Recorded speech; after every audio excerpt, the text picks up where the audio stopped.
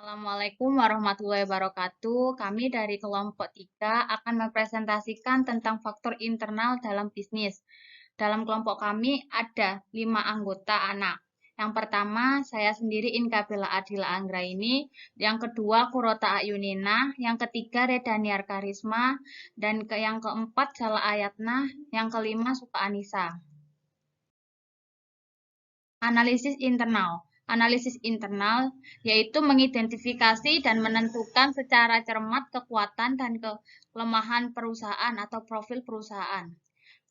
Kekuatan, kompetensi khusus yang memberikan keunggulan komparatif bagi perusahaan di pasar tempatnya bersaing. Keterbatasan atau kekurangan dalam sumber daya dan kapabilitas yang secara serius menghambat kinerja efektif perusahaan. Yang selanjutnya akan dijelaskan oleh Kurota Ayunina. Proses pengembangan profil perusahaan. 1. Identifikasi faktor strategi internal. Apa saja faktor-faktor strategi internal yang spesifik untuk perusahaan dengan melihat bidang fungsional atau rantai nilai. Mana dari faktor tersebut yang perlu dievaluasi lebih teliti? Identifikasi menghasilkan daftar jumlah sumber daya dan kapabilitas perusahaan. 2. Mengevaluasi faktor strategi internal. Ada 4 perspektif dasar yang dapat digunakan.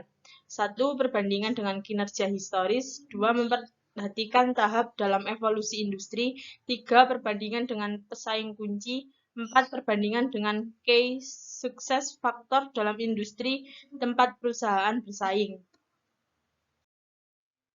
Tujuan analisis lingkungan internal. 1.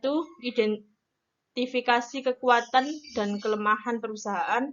2. Digunakan untuk membuat keputusan strategis yang baik. Lingkungan internal dapat dibagi ke dalam 3 kategori. 1. Kompetensi adalah kemampuan yang bisa dilakukan perusahaan seperti posisi khusus yang dimiliki perusahaan dalam industri, mengembangkan sumber daya seperti skill atau cara produksi. 2. Kompetensi inti merupakan perkembangan superior dari kompetisi umum. 3. Sumber daya. Sumber daya merupakan input yang dipekerjakan dalam aktivitas organisasi.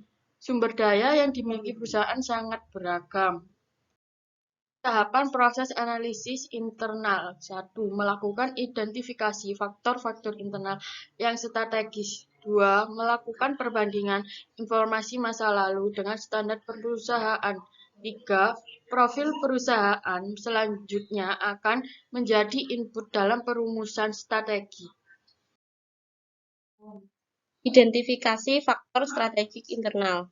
Dalam analisis bidang fungsional terdapat 7 bidang, yaitu bidang produksi operasi, bidang pemasaran, bidang keuangan, bidang SDM, manajemen, penelitian dan pengembangan, dan sistem informasi.